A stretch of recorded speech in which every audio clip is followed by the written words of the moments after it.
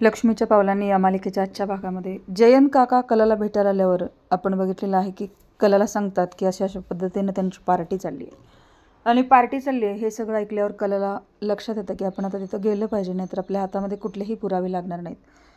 कला अद्वैतला काहीच न सांगता ती एकटी तिथे जाते. त्यावेळेला त्यांचं पार्टी मस्त चाललेली असते, पण त्याच वेळेला राहुलची कलावरती नजर पडते आणि त्याला कला समोर दिसते. पण तो नशेमध्ये असल्यामुळे त्याच्या ते लक्षात येत नाही. त्यावेळेला गौरव टाळ्या वाजवत येतो आणि ह्या स्पेशल टाळ्या तुझ्यासाठी आहेत राहुल, कारण तू सगळं मॅनेज केलं म्हणून हे सगळं आम्हाला बघायला मिळालं, नाहीतर आज मी अजिबात अद्वैतला मात देऊ शकलो नसतो. त्यावेळेला अद्वैत हुरळून जातो आणि या पद्धतीनं सगळं आपल्या हातामध्ये सापडतं हे सगळं बोलत असतात. आणि राहुल म्हणतो हे खूप दिवसाचं प्लॅनिंग आहे, हे आजचं नाही आहे. आणि मग मी ज्या पद्धतीनं सगळं हे प्लॅनिंग केलं आहे ते सगळं सांगायला लागतो. आणि तिथं कला असते आणि कला म्हणते हे सगळे पुरावे आता माझ्या हातातून जायला नको. आणि म्हणून कला तिथले सगळे पुरावे मोबाईलमध्ये रेकॉर्ड करायला लागते. ह्यांचं मस्त प्लॅनिंग जे काय आहे ते सगळं कलाच्या लक्षात येतं की त्यांनी सगळं स्वतः केलं आहे आणि वेंडरवरती त्यांनी कशा पद्धतीनं आळा आणला आहे.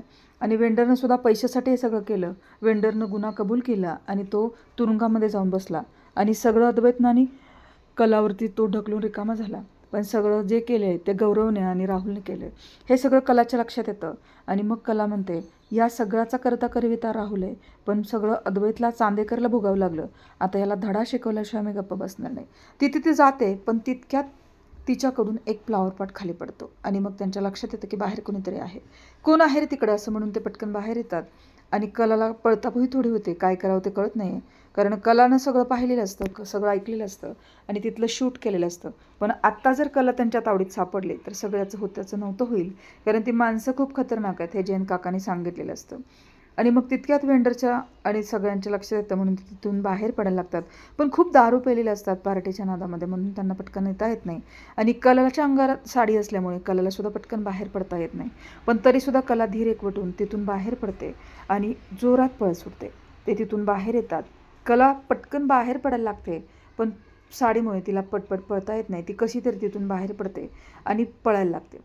पळत असताना खूप धावत धावत पुढे जाताना तिला अचानक एका ठिकाणी ओढलं जातं आणि कुणी ओढले हे कलाच्या लक्षात येत नाही. कला एकतर अंधार असतो, रात्रीचं तिला काही दिसत नाही. खूप मध्यरात्र झालेली असते, त्यांची पार्टी खूप जोरात चाललेली असते आणि त्यावेळेला तिथं कला पोहोचलेली आहे. पण कलानं तिथं पोहोचून त्यांच्या पार्टीचा बेरंग केलेला आहे. आणि आता कलानं कुणीतरी आहे हे त्यांच्या लक्षात आल्यामुळं ते पार्टी सोडून तिच्या मागं धावायला लागलेले आहेत. कला पुढं पळते, ते मागे पळत आहेत, पण कोण आहे हे त्यांना कळलेलं नाही आहे.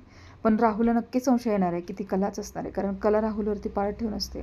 कला पुढं पळायला लागते, तितक्यात तिचा हात धरून कुणीतरी ओढतं आणि म्हणून ओढल्यामुळे कला पटकन बाजूला सरकते. हे तिघेजणं बाहेरून बघतात, त्यावेळेला त्यांना तिथं कोणी दिसत नाही आणि दारूच्या नशेमध्ये एखादा फ्लॉवर पॉट पडला असेल असं त्यांना वाटतं. एकूणात एवढं मध्यरात्री आपल्या घरात येण्याची कोण धाडस करणार आहे. इकडं कलाला अद्वैतनं ओढलेलं असतं आणि अद्वैत म्हणतो तू एवढ्या रात्रीच इथं काय करते. कला ज्यावेळेला त्या बंगल्यावरती पोहोचलेली असते त्यावेळेलाच तिनं अद्वैतला लोकेशन शेअर केलेली असते आणि लोकेशन शेअर केल्यामुळं अद्वैत कलाला फोन करतो, पण कला मात्र फोन उचलत नाही. आणि कलानं लोकेशन शेअर केल्यामुळं अद्वैत तिथं आलेला असतो आणि अद्वैत तिला पटकन बाहेर ओढतो. आणि ओढल्यावर अद्वैत आणि कला एकमेकांकडे बघत बसतात. त्यावेळेला अद्वैत म्हणतो तू एकटी का आलीस इथं आणि एवढ्या रात्रीचं काय काम काढलंस. त्यावेळेला कला म्हणते तू आत्ता कुठलेही प्रश्न विचारू नकोस, तुला मी सगळं घरी जाऊन नंतर सांगते सविस्तर. अगं पण जीवावरती बेतून असली कामं का करतेस तू. त्यावेळेला कला त्याला काहीच बोलत नाही, कारण ती प्रचंड घाबरलेली असते. कारण कुठल्याही क्षणी ते जर तिघं बाहेर आले तर कला त्यांच्या हातामध्ये सापडेल आणि सगळे पुरावे तिथून निघून जातील. आणि म्हणून कला खूप बेसावध असतानाच ते तिघंही बेसावध होते आणि कला पटकन बाहेर पडलेली असते, कारण कला खूप चपळ आहे आणि पटकन ती बाहेर पडते. आणि खरंच या सगळ्यामधून फेंडरनं जे काय केलं आहे, अद्वैत वरती जो गुन्हा आज त्यांनी सगळ्यांनी मिळून प्लॅनिंग करून आणलेला आहे, या सगळ्यामधून कला हा पुरावा खरं तर देऊ शकेल का, हा खूप मोठा प्रश्न आहे. आज अद्वैत कलाला खूप सहकार्य करतो आहे, कारण कलावरती त्याचा पूर्ण विश्वास आहे. कारण त्याच्या लक्षात आलं आहे कला कधीही चुकीचं वागू शकत नाही. ती खूप हट्टी आहे, रागीट आहे, पण ती चुकीचं कधीही करणार नाही.